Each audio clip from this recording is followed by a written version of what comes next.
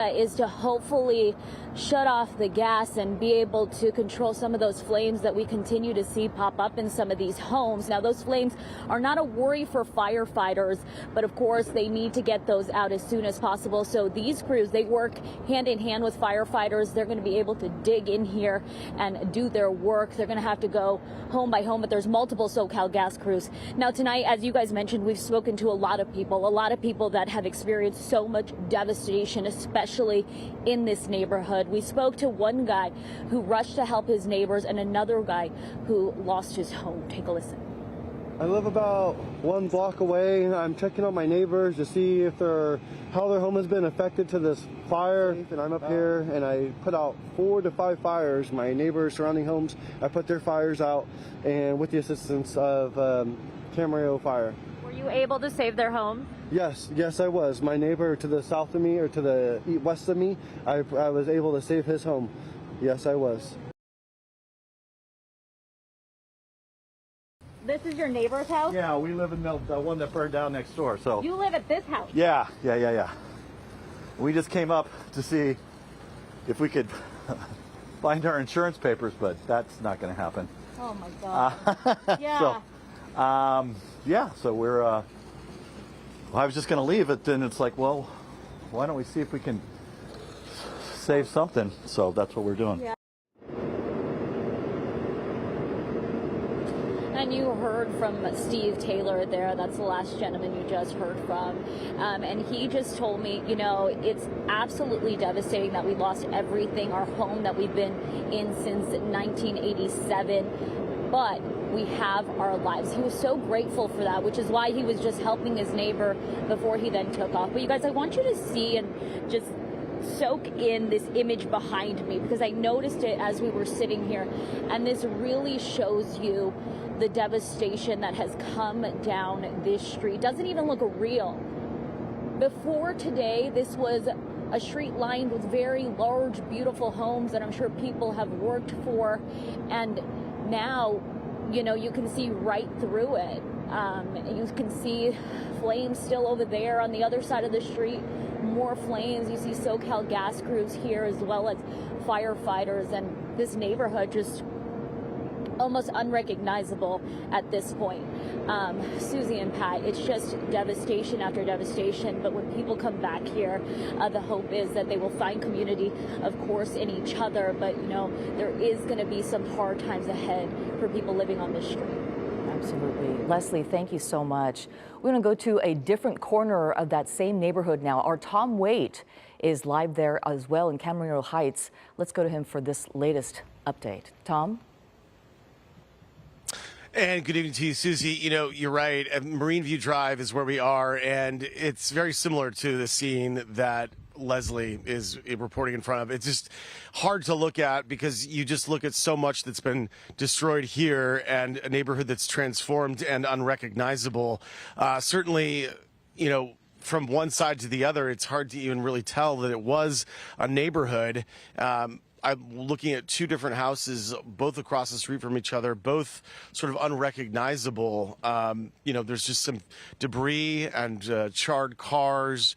There's building materials, rubble, and just this surreal kind of eeriness here with the wind blowing, sometimes gusting. We still see embers, you know, blowing, and you just have to think, as Leslie was talking about, what it feels like to be the people who lived in these homes, who may have built these homes, to come back and find just almost nothing that's salvageable. We have some video from a little bit earlier that shows kind of just how powerful, dangerous, and volatile the gusting winds are. We had these huge gusts that were hitting this tree where we are right now, and I was talking about this earlier, kind of like confetti on fire when these big gusts hit, and it just sprays these embers into the more neighborhoods and potentially more homes, and catching more on fire.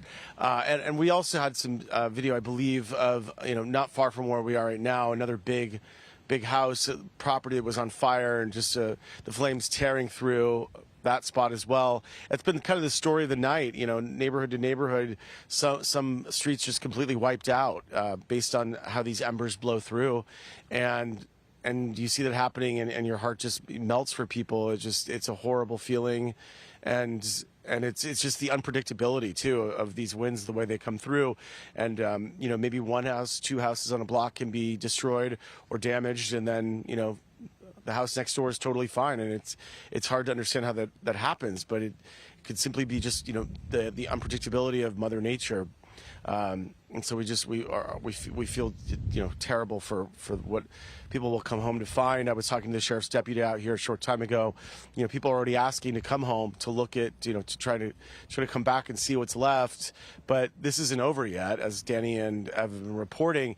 There's just still a very unpredictable situation with the winds, and these fires are still burning. You can still see hot spots everywhere. It sounds to me like there's some gas lines that are open. And that's where maybe some of the flame is coming from. I can't be certain, of course, but that's what I'm sort of hear, and I've covered these a number of times over the years. The sheriff's deputies also, just kind of, they're also sort of relieved that, people followed the evacuation orders. When these fires come through, it's a wall of flame and smoke. There's no time. It's not necessarily just sort of like, there's a fire burning up the hill. It's much more devastating than that. It's much more rapid than that. And there's just very little time to get away. But, that we're standing right now, there's been a lot of fire crews coming through, just kind of, checking for hot spots. They're doing what they can, and they've got a lot of fire personnel on the ground. Let's go back to you. All right, Tom, thank you so much. Well, those high winds that Tom was referring to multiple times during his live report, keeping fire retardant dropping aircraft grounded today. But the good news was that firefighters did have about 12 Chinook helicopters in the air with water dropping efforts, and that's still happening tonight, at least 2 as far as we know. Desmond Shaw live in KCAL above the scene tonight to give us a look. Desmond? Yeah, so Susie, we are over the south side here around Camarillo right now, just because we've been dealing with some strong winds on the north side. We are going to head back to that area shortly, but this is the home that I've just kind of personally been focused on a lot of the afternoon. I believe it's 25 Encino Avenue, and it's been burning, I think, since 3 o'clock. It's still burning. And, when you put up the satellite overview, you can see that this was, one of the majestic homes right here on this beautifully terraced hillside. I mean, you see all of these homes right here with commanding views of the Oxnard Basin, and now all that is basically left is the foundation. And it was just so sad to see how firefighters were not able to make it here to watch this home or to save it. At one point, it was just, even for a couple of hours, this part of the home that was on fire for a very long time, and then we just watched it creep all the way across and just completely devastate this home. And I think that's just been the story with a lot of these homes, because obviously firefighters prioritizing life and trying to prevent the fire from growing into any other neighborhoods, and just kind of like a triage operation. We can put up the overlay and show you a lot of the different homes to kind of give you an idea of what these beautiful neighborhoods looked like, and now just flickering flames that we see in these neighborhoods. So very, very sad indeed. A lot of the fire that we are seeing is just kind of what I think what Tom was saying was the natural gas line. So Susie, going to send it back to you now in the studio. All right, Desmond, thank you so much. I want to go to our meteorologist, Danny Roberti, now for a look at the conditions overnight. And Danny, of course, a lot of people, a lot of viewers watching us tonight with homes in the area, very concerned about these overnight conditions. Yeah, of course. I mean, it's so hard to see, these images, what we're seeing, what's happening in this area. And this definitely rests on what we're seeing with these winds. And that's why we are tracking this very closely for you. Here's the thing. The winds are not as strong as they were earlier in the day, but we are not done with the Santa Ana wind event. So you can still see in areas like Moore Park, we've got these Santa Ana winds. They're still howling out of the northeast, 43 miles per hour. We see that in Camarillo, 40 miles per hour.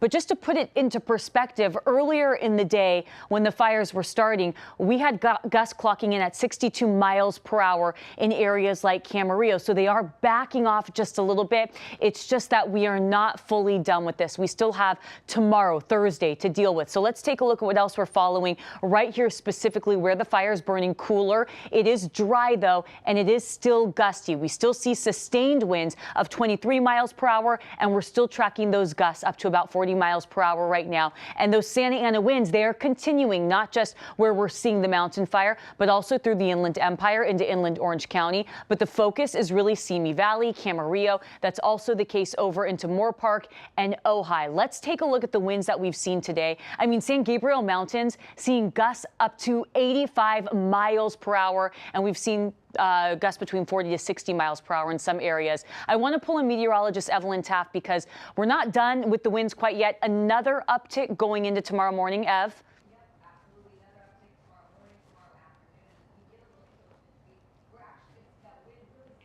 Yeah. Okay, you know what? I think we're having some technical issues, so we're going to get back to Evan just a little bit, but we're going to focus on, as she was mentioning, that we are going to see another uptick in the winds tomorrow morning. So as I mentioned, we're not done with the event quite yet. We're calming down right now, but once we get to tomorrow morning, the winds are going to pick up just a little bit, and then we're finally going to start to see them backing off once we get to Thursday afternoon into Thursday evening. But we are still dealing with this critical fire danger. We're still watching red flag warnings, and we're still tracking high wind warnings that are going to continue all the way into tomorrow afternoon. And I think we might have Ev popping up. Okay, yeah, so Ev, you were going to kind of go in depth on how much longer these winds are going to stick around because they're going to pick back up tomorrow morning. Yes, absolutely. They're going to pick back up. I am here. Apologies. We needed a fresh battery. It's been a long night, that is for sure. But we are getting a look at wind speeds right here. And as we get a look at the next 24 hours, you'll see 24 plus mile per hour wind speeds. And we could see gusts in the 50, 60, 70, even 80 to 100 mile per hour range. That's going to be in very isolated areas. Of course, we're keeping our eyes on Ventura County. We're going to continue to see wind gusts throughout the morning and even through the afternoon. We've got red flag conditions and red flag warnings really in effect at least through tomorrow for some of us through Friday at this point. Looking at warm, dry, and windy conditions at least again through tomorrow and possibly through Friday. We're going to continue to monitor this potentially dangerous situation. It's a PDS officially. Came down from the National Weather Service, so something we only see once every few years. Wow. Back to you. All Elise. right. Thank you so much, Evelyn. All right, we're going to continue our coverage here on KCAL News. It has been quite a day. Many homes lost, 14,000 acres burned. We'll continue in just a minute.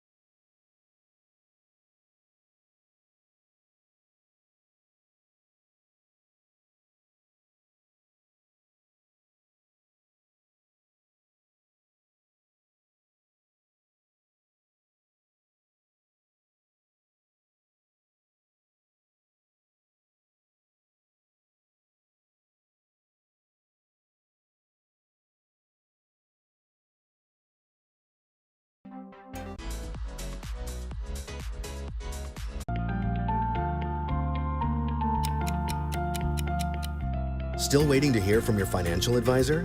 Maybe it's time.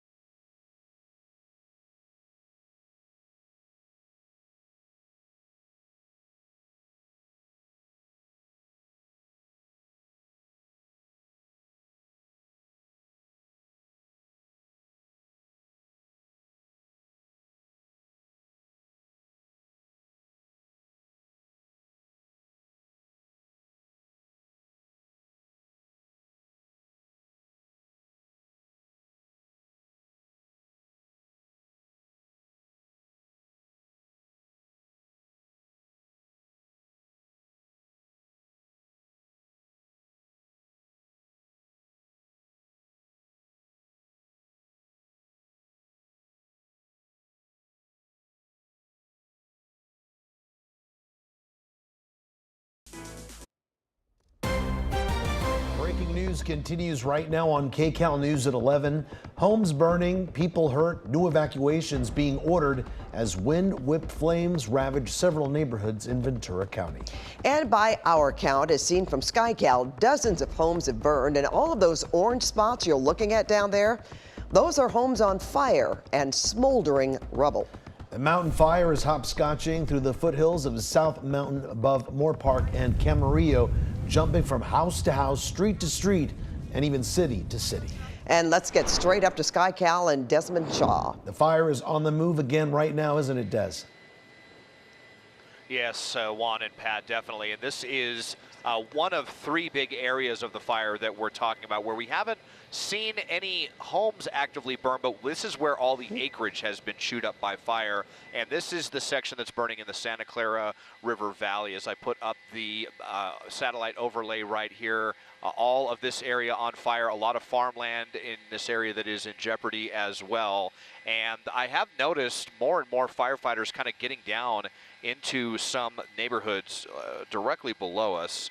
So there may definitely be some homes in jeopardy down in this area. So we are seeing a lot more fire department activity on this end of the fire now that we're starting to see things kind of calming down over in Camarillo. So this is off of Mountain Road, and this is the mountain fire. Morgan Canyon Road as well, putting the satellite overlay up again. You can see there are some ranches in this area that are definitely under threat. The only good news really is that the area where we were seeing fire near the Ventura city limits, the fire raced all the way along the ridgeline south of Santa Paula and towards Ventura, but it stopped right at Wells Road. There's a really good kind of natural fire break there with a big catch basin, and so we're not seeing too many active flames in that area. But this is going to be a big area of concern for tomorrow for sure, especially when the winds pick up back up. And all that smoke that we had earlier, most of it is cleared out. You know, in Ventura, there was really horrible air quality from all that fire earlier. That kind of just tells you how strong and sustained the winds are, because the skies are quite a bit more clear over than they were just a couple of hours ago. Again, this is just one of three large chunks of the fire. This in the Santa Clara River Valley, the newest outbreak of flames, burning farmland, a lot of brush, and hopefully not any homes, but certainly possible in the overnight hours. Live in KCAL overhead, I'm Desmond Shaw. Pat and Juan, back to you now in the studio. All right, thanks for that, Des. We're keeping a close eye on everything that is happening overnight, but we're glad to hear that the smoke has cleared out some. That's a good sign. Helpful. Yeah, we don't know the exact number, but we do estimate that dozens of homes and structures have burned in Camarillo alone. Our Leslie Marin is in the city's Las Posas Estates neighborhood right now for us. Leslie? Juan, Pat, we're on a sidewalk here on Old Coach Drive, and before, when a family was walking here, they would look and it would be home after home after home, their neighbors. Now when you look all down this street here, it is just home in rubble, destroyed, completely gone. You can see the backyard of these homes, and again, as I said, it is all the way down this street. You could count maybe 6 or 7 homes just completely destroyed. But you know what? Take a look here. There's still a lot of work happening. This is SoCal gas crews. They're digging the ground here on the other side of the street. You can hear that drill going, drilling into the concrete. So there's still a lot of work happening. here on the ground, but tonight we've spoken to a lot of people that have just experienced so much devastation. We spoke to a man who spent his birthday helping his neighbors protect their homes, and we spoke to another gentleman who lost his home. I live about 1 block away. I'm checking on my neighbors to see if how their home has been affected to this fire. And I'm up here and I put out 4 to 5 fires. My neighbors surrounding homes, I put their fires out, and with the assistance of Camarillo Fire. Were you able to save their home? Yes, I was. My neighbor to the south of me, or to the west of me, I was able to save his home. Yes, I was. Oh, this is our neighbor's house. This is your neighbor's house? Yeah, we live in the one that burned down next door. So You live at this house? yeah. We just came up to see if we could find our insurance papers, but that's not going to happen. Oh my God. Yeah. So we're. I was just going to leave it, then it's like, well, why don't we see if we can save something? So that's what we're doing. Yeah. Taylor, he had completely lost that home that his mother, relatives, and their 7-month-old child lived in, many living there since the 80s. He was completely devastated by seeing his home gone, but he tells me he's so grateful that they have each other. They were able to evacuate quickly. But again, the work does continue. Behind me, these crews are working hand in hand with firefighters, and they will be out here throughout the night to make sure they can get out some of these hot spots. Reporting live, Leslie Marin, KCAL News. Oh, you know what, Leslie, if anyone who was looking at our reports that has a home up there, then they can possibly understand why they don't want people returning yet, simply because of that kind of work that continues. Yeah. Alrighty, Leslie, yeah, thanks a lot so of much. work in this roadway. I'm sorry, Leslie. Okay, thank you so much, Leslie. All right, let's go to Tom Waite right now in Camarillo Heights. Well, Tom, you've got your glasses on. And good evening to you. Your goggles. Yeah, sorry about that, Pat. I sure do. I have them on because there are still a lot of embers that are blowing around. And I think I was describing them as like burning confetti blowing off some of these trees here. And possibly part of that is just because, even right now when there's not even huge gusts of wind, you have just a little gust can blast it and just spray it. And I think, that's a huge issue that's facing firefighters tonight as they continue to battle these fires. We're on Marine View Drive right now, and you're looking at one of the homes, sort of the heartbreaking scenes that Leslie was talking about, and all of us have been reporting on. This is one of those where you see the rubble and remains of a house, and then you see the cars or what's left of them, the trucks in the driveway.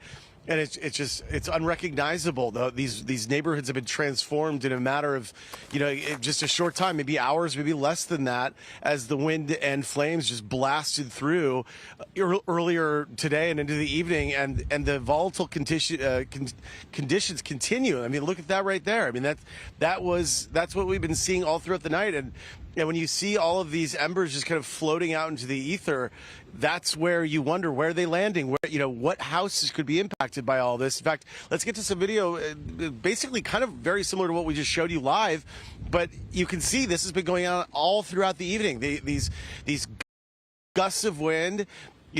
We had conditions that were very, very still and calm just a few minutes ago, and then all of a sudden, boom, you have a lot of wind, a lot of intense conditions that start to bring up these hot spots and kind of raise the stakes once again for these firefighters who are just working, night and day to get control of this thing. We also have some video from another fire, another huge mansion, it looked like, or at least a large property that was burning. I believe it's West Highland over there, not far from where we are in Marine View. And, again, our hearts just go out to people because we know that a lot of people in these neighborhoods, they built their homes, they've lived in their homes for many, many years. And for them to go up so quickly, it's just horrible. We talked to some of the people who were evacuated this morning and throughout the evening, and they were at an evacuation center, a church that they converted into a place where people could stay. Red Cross and the Salvation Army were there trying to help. My husband and I live in Las Posas Estates, and this morning we had lots of pounding on our door to get out. And so we did, And the fire at that time made it difficult to get out because it's less than 1,000 feet from us. And we kept trying to find our way out through the smoke, and there was fires on the side of the road and in front of us. And we kept going in circles, and we finally got out. And so we've just been kind of driving around. Breathing was a little difficult for some. Some left earlier until they finally did the evacuation notice, and then we all had to go. We got an evacuation text, and I went home because I was at work, and went home to neighbors packing up. It moved very suddenly into our neighborhood. We got one of our neighbors who lives alone by herself out, and we headed to the evacuation center. The Red Cross is in this community 24/7. We're helping the community prepare, and of course we're responding to this fire, and we'll be here to help them recover and get back on their feet and get back into their homes. This started out as a temporary evacuation point where people were coming in just getting information, a place out of the wind, out of the smoke, but now we're transitioning to a shelter, an overnight shelter. We have a team setting up cots so they'll have a place to sleep. We have the Salvation Army cooking meals for us, so we'll have dinner tonight, breakfast tomorrow, meals as long as they need it here. We have some nurses that are here that have initially were treating some scrapes and some minor burns from people that were evacuating, and then we brought in some people from a local nursing home where the smoke was getting too intense, so they're staying here with us also.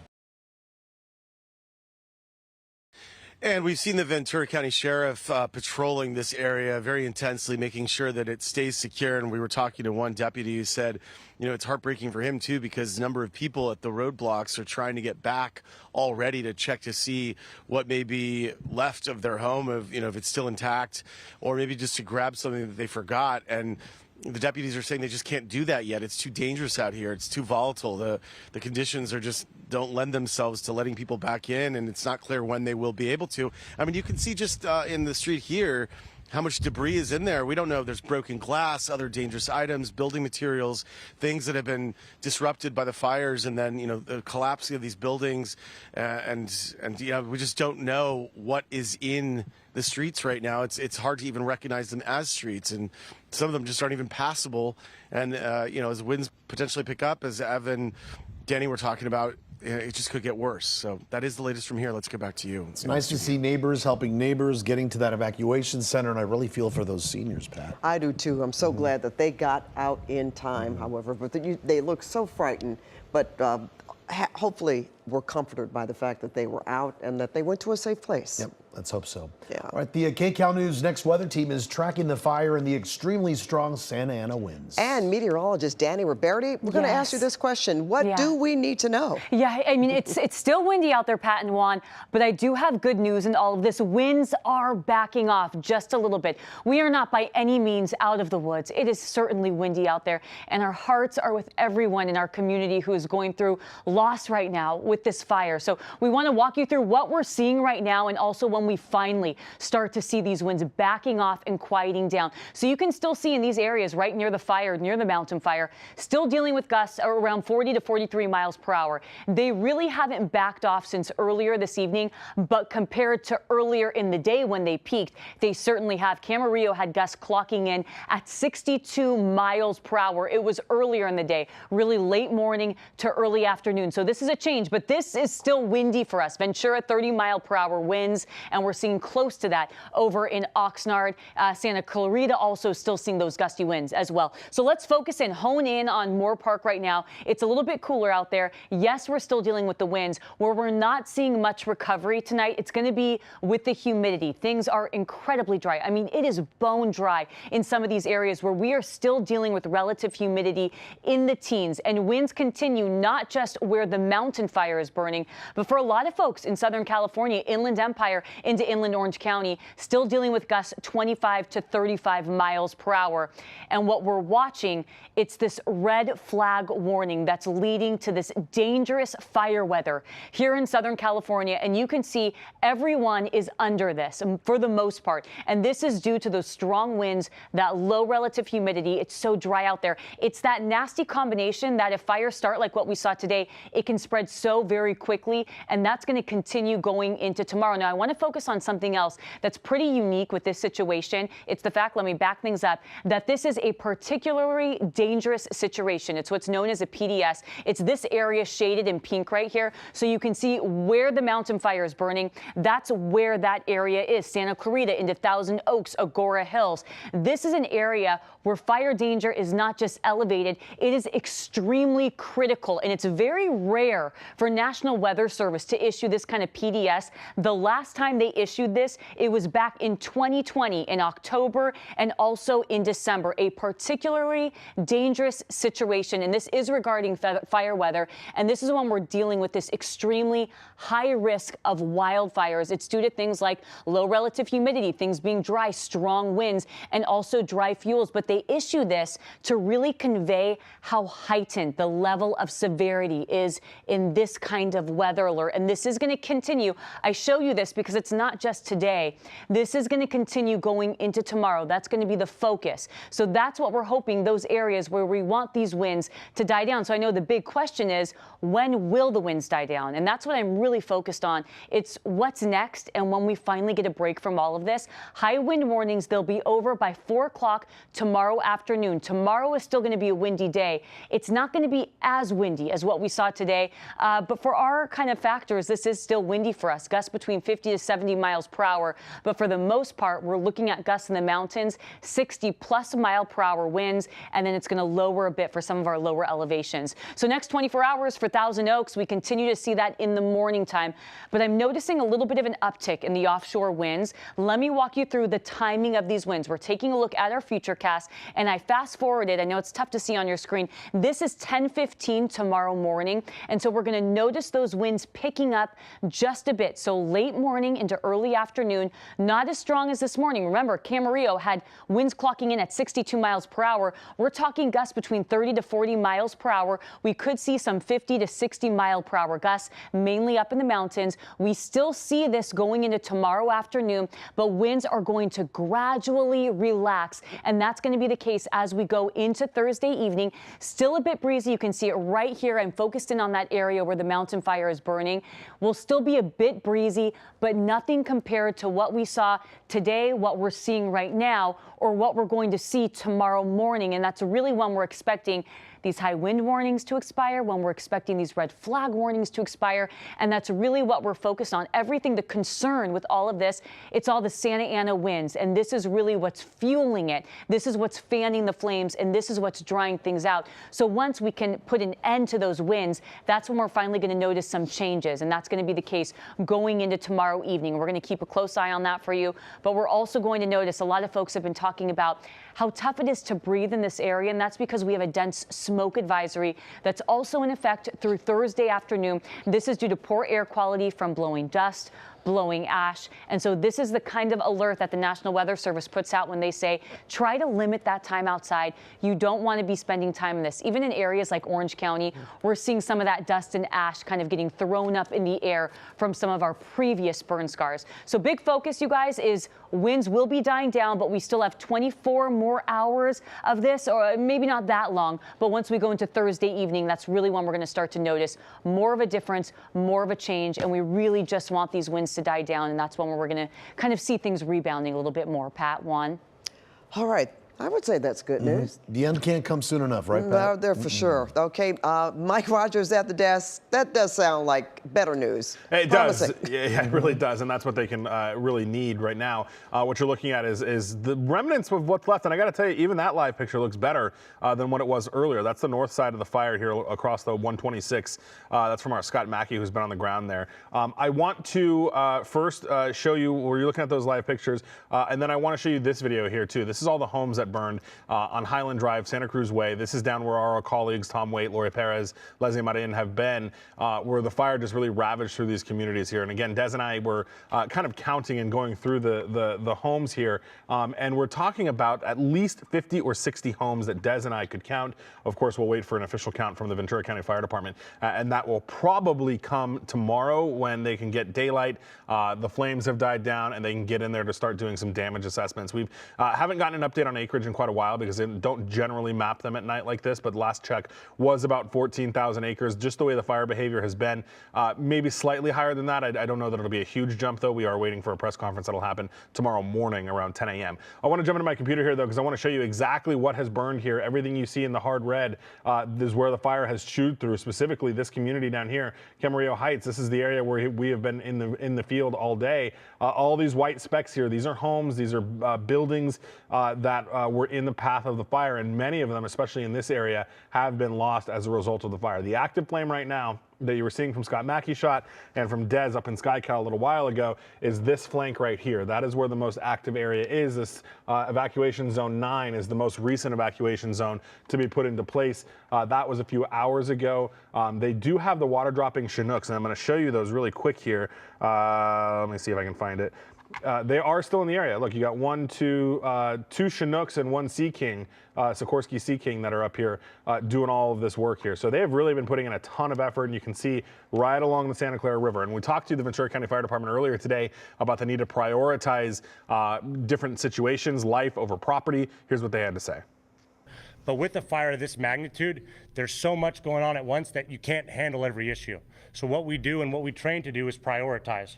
Prioritize what's important, what's valuable, and what difference can we make on the ground. And I believe throughout the operational period, we've done just that. And what is valuable is the people of Ventura County, the people traveling through our county, and their homes, their property, and their well-being.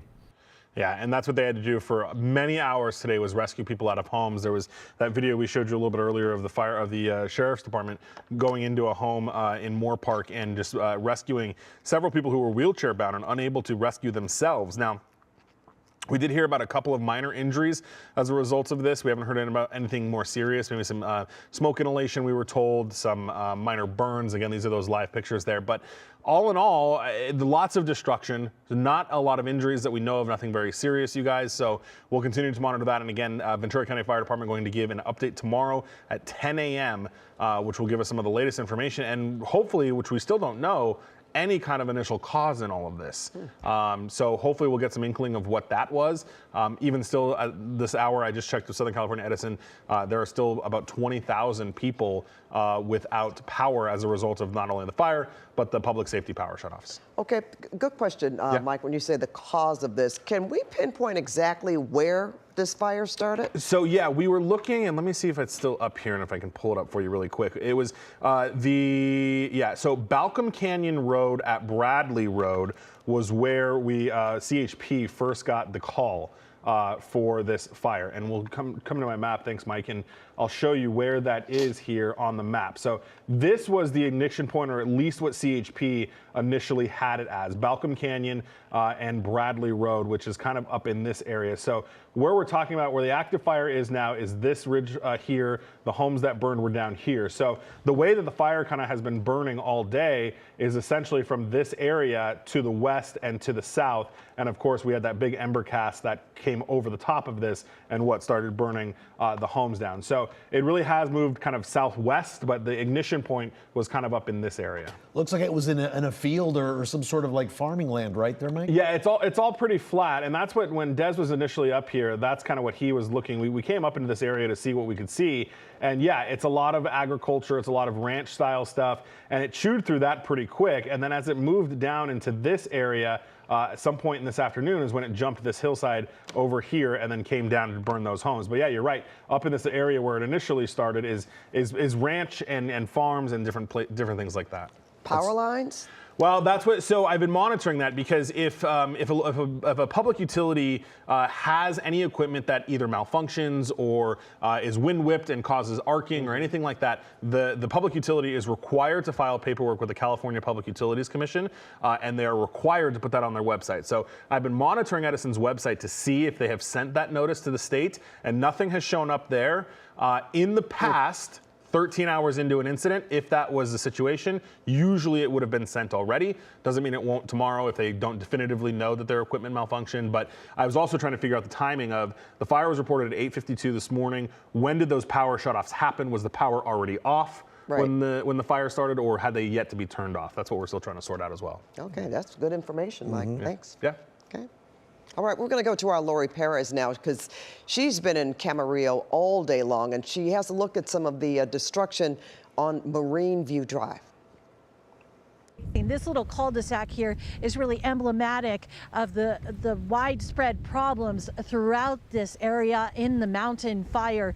This home right here continuing to burn. It has been burning for hours, and at this point fire crews are just letting it burn. I mean, it is beyond salvaging at this point, so the best that they can do is stay nearby and continue to monitor it to make sure that all of the embers that you can see just flooding out of it, fueled by the wind, do not do any more damage than they have already done. This is just one of 4 homes on this cul-de-sac alone that have been leveled, wiped out by the flames. If we swing around, I want to show you another house that is still burning at this moment.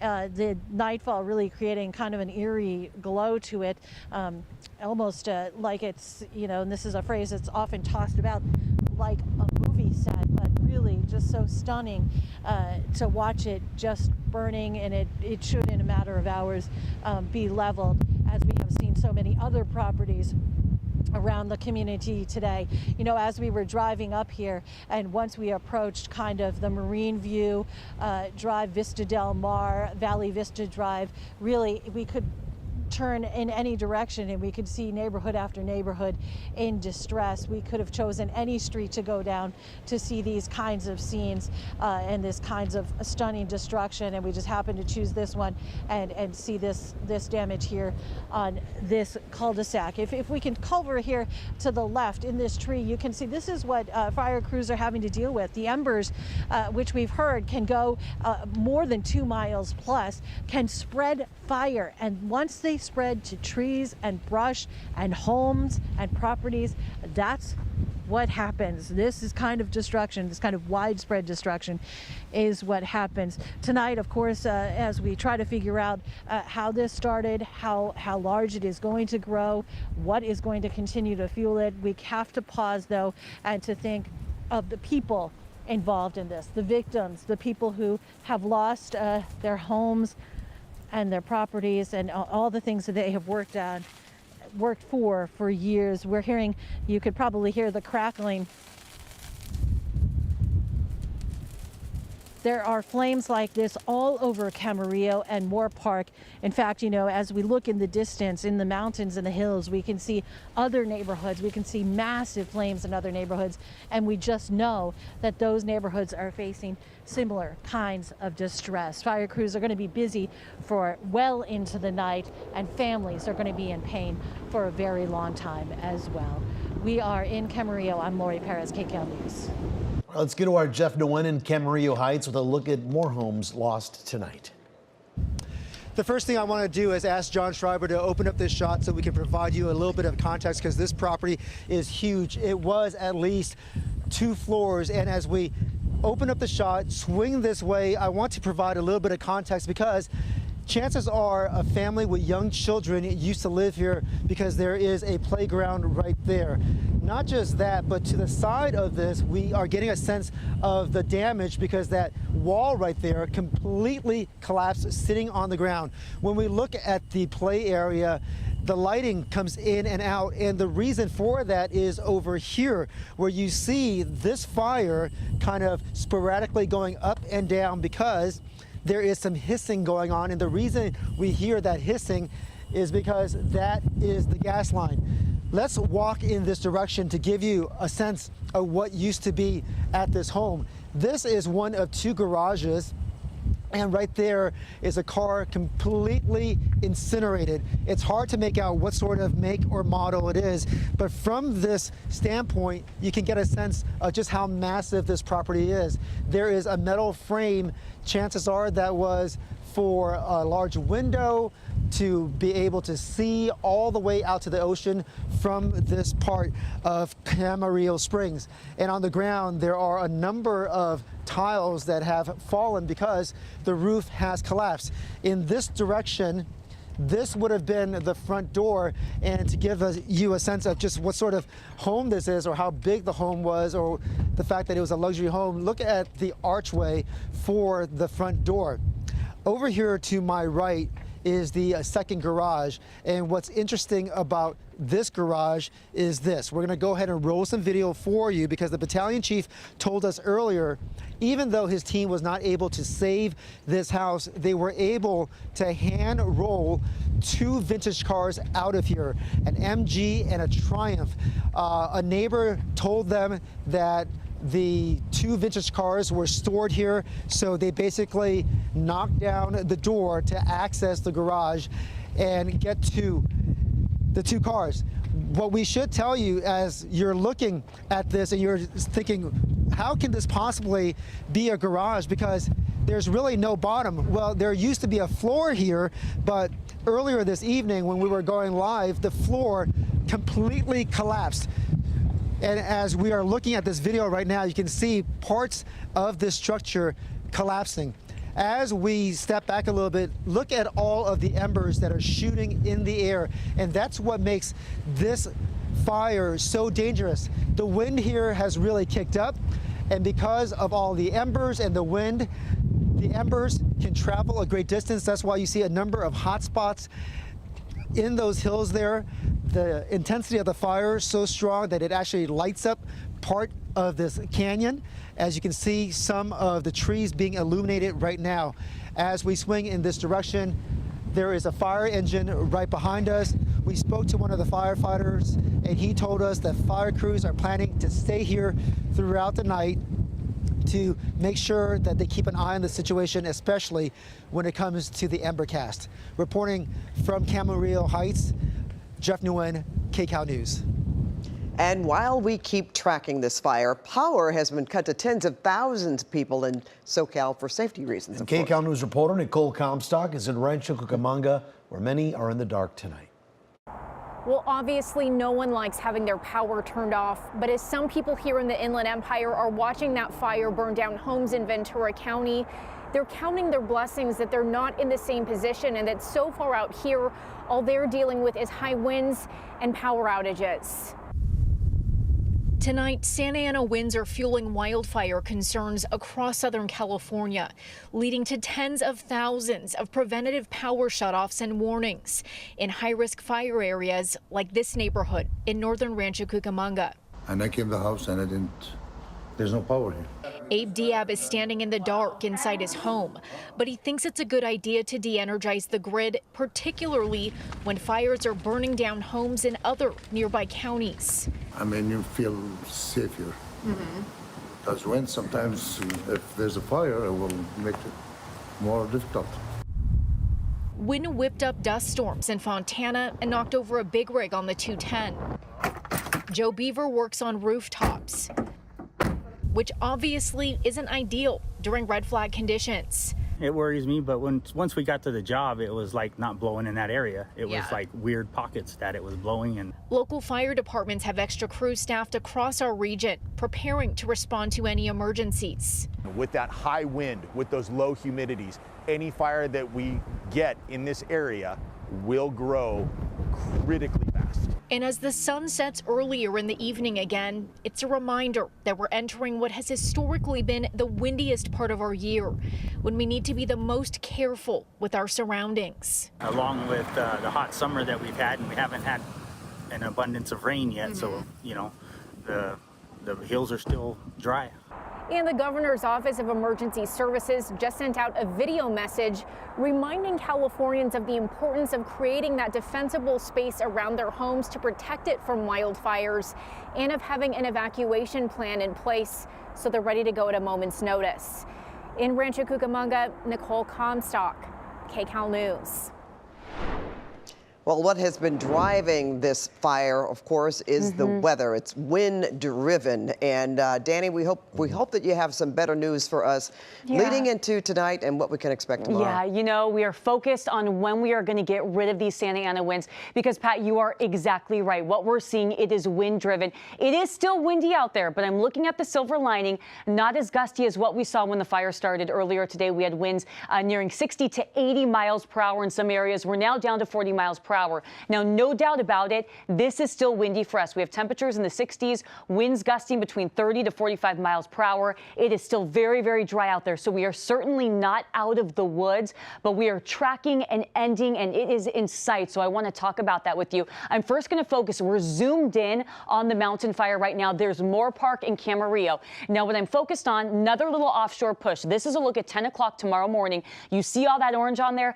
30 to 40 mile per hour winds. But once we get to the afternoon, it is still windy, but we're starting to see the process of those winds relaxing, and then they're going to start to die down Thursday evening and especially Friday morning. Now, let me zoom you out because we are still seeing other folks getting in on these Santa Ana winds. That's the case in the Inland Empire and also for inland areas of Orange County, 11 o'clock tomorrow morning. That's that uptick up in the mountains, our valleys, inland Orange County. That continues through Ventura counties, those wind-prone areas. And then 5:45 Thursday evening, you can see those winds are dying down. We're not seeing as much color on our map. And then we're really going to start to see them quieting down by Friday. Regardless, though, of that end in sight, we are still concerned with red flag warnings. Rapid fire spread still possible tomorrow. Winds are not expected to be as strong as today, but we are still talking gusts 60 plus miles per hour in the mountains. By Friday, things are going to quiet down, though. So that's what we've got our eyes on, Pat and Juan, and we'll keep a close eye on how things change going into tomorrow. All right, we'll be monitoring the situation out there for sure, right? Absolutely, and we will have more coverage throughout the night, and of course again in the morning when KCAL News at 5 a.m. begins. They'll have the very latest, and by then dawn will break and we'll know just exactly how much damage we're talking about here. Thanks for watching us, and we'll see you back here tomorrow at 11.